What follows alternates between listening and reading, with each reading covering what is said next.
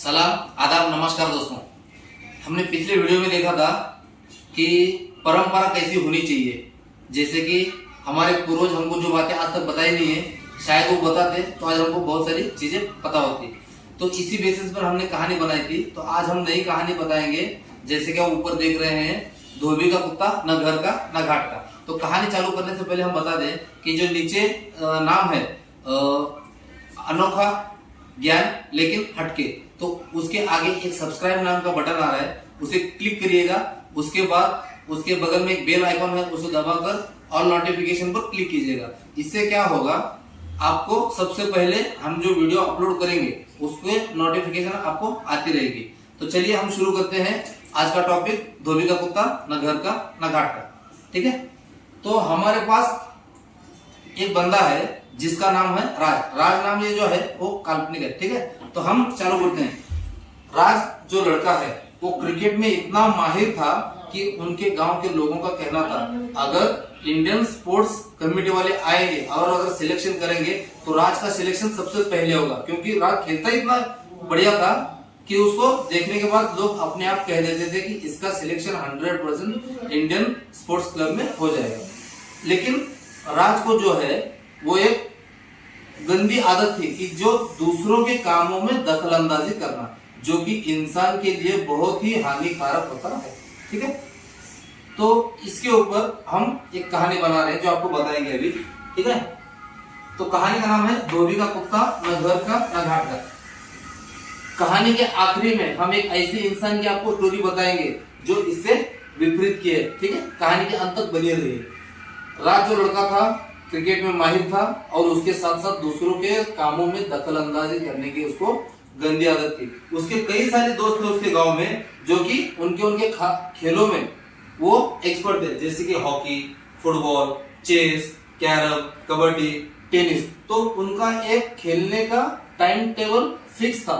और राज क्या करता था, सुबह 6 बजे उठने के बाद हॉकी खेलने के लिए जो फ्रेंड जाते थे तो उनके साथ 2 घंटा खेल लेता था, सुबह 6 बजे से 8 बजे तक। उसके बाद घर आता तो फुटबॉल वाले बंदे जाने लगते, तो उसको राज को आवाज दे देते कि भाई चल खेलने के लिए। तो राज क्या करता, अपने क्रिकेट की प्रैक्टिस छोड़कर फुटबॉल वालों के साथ चले जाता। सुबह 8:30 बजे से 10:30 बजे तक उनके साथ प्रैक्टिस कर लेता। फिर जब घर आता तो फिर चेस वाले बंदे आ जाते, तो वो बोलते राज चलो। तो राज को ये उसकी गंदी आदत की वजह से आगे जाके कितना बड़ा भुगतान भुगतना पड़ेगा, इसका अंत में मैं आपको बताऊंगा। चेस वाले आ जाते तो चेस वाले के साथ दोपहर 11 बजे तक खेलने चला जाता। जब 1 बजे घर आता तो घर आने के बाद 2 बजे तक खाना खा लेते। तो उसके बाद जब वैसे जाने लगता प्रैक्टिस के लिए तो फिर कैरम वाले दोस्त आ जाते जो कैरम खेलने में एक्सपर्ट थे, तो उनके साथ 2 घंटा बैठ लिया। उसके बाद फिर शाम को कबड्डी वाले आ जाते थे, फिर कबड्डी वालों के साथ 4:30 बजे से 6:30 बजे तक। तो ऐसे ही शाम को टेनिस वाले बंदे आते थे और इनको क्या चाहिए, प्रैक्टिस करने वाला साथ में चाहिए। तो इसीलिए वो उनको लेके जाते हैं। और इसको तो गंदी आदत थी ही कि दूसरों के कामों में दखल अंदाजी करना। और शाम को 7 बजे से लेकर 9 बजे तक उनके साथ टेनिस खेलने चला जाता।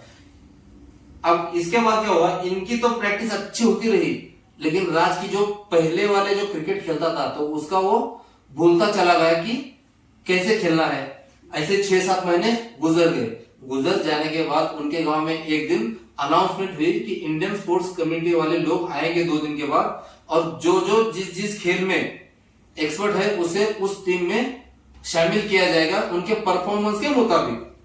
तो ये जैसे ही सुना सब लोगों ने, तो उन्होंने अपना टाइम लिमिट बढ़ा दिया, अच्छा करने की कोशिश करने लग गए। तो फिर राज ने क्या किया, इन सब का पीछा छोड़कर फिर से क्रिकेट में ध्यान दिया। और उसके पास केवल 2 दिन थे। इंडियन स्पोर्ट्स कमेटी वाले आ गए। आने के बाद हर एक काम में उन्होंने खेलों में देखा कि कौन बंदा हॉकी अच्छा खेलता है, कौन फुटबॉल, कौन टेनिस, कौन कैरम। ऐसे करते करते जब राज की बारी आई तो राज ने ना ही क्रिकेट में अच्छा नाम कमाया ना ही इन खेलों में, क्योंकि इन खेलों में तो वो सिर्फ 2-2 घंटे प्रैक्टिस किया करता था और ये लोग जो है इन कामों में ये फुल टाइम दिया करते थे। लेकिन राज सिर्फ 2-2 घंटे देता था इनको और क्रिकेट से बिल्कुल पीछे हट गया था। तो इसलिए वो क्रिकेट में भी शामिल नहीं हो पाया। और उसके गांव में जो बंदे थे सब के सब किसी न किसी खेल में शामिल हो गए। तब जाके उसको पछताना पड़ा कि अगर वो इन लोगों के खेलों में दखल अंदाजी ना करता, चापलूसी ना करता, तो आज वो क्रिकेट में शामिल होता और उसका भी कहीं नाम जुड़ा होता। तो दोस्तों हमें इस कहानी से सीख ये मिलती है कि कभी भी किसी भी कामों में दखल अंदाजी नहीं करना चाहिए। जो तुम्हारा टारगेट फिक्स किया है उसी पे तुमको फोकस करना चाहिए। उस काम में फोकस करोगे तो तुमको आगे जाके मुकाम हासिल होगा, वरना तुम्हारी हालत जो होगी वो धोबी का कुत्ता, न घर का न घाट का, इसके जैसे हो जाएगी। तो मैंने आपको वीडियो के शुरुआत में ही बताया था कि वीडियो के कहानी के अंत में जाकर हम आपको एक बंदे की कहानी सुनाएंगे। तो वो बंदा है नीरज चोपड़ा।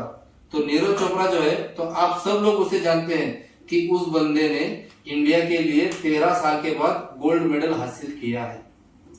किस खेल में? तो भाला फेंक, जावलिन थ्रो कहते हैं।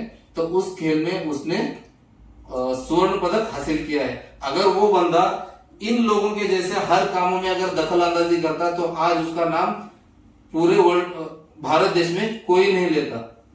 तो आज क्यों ले रहे हैं? तो उसने उसका गोल फिक्स किया था कि मुझे अपना अगर करियर करना है तो इसी काम में करना है, वरना नहीं करना है। तो आगे जाकर आप तो जान चुके हैं कि उसने नाम किस तरीके से कमाया है। अगर करना हो गोल तो उसके जैसे कीजिए, ना कि राज जैसा। तो मिलते हैं अगली वीडियो में, तब तक के लिए जय हिंद।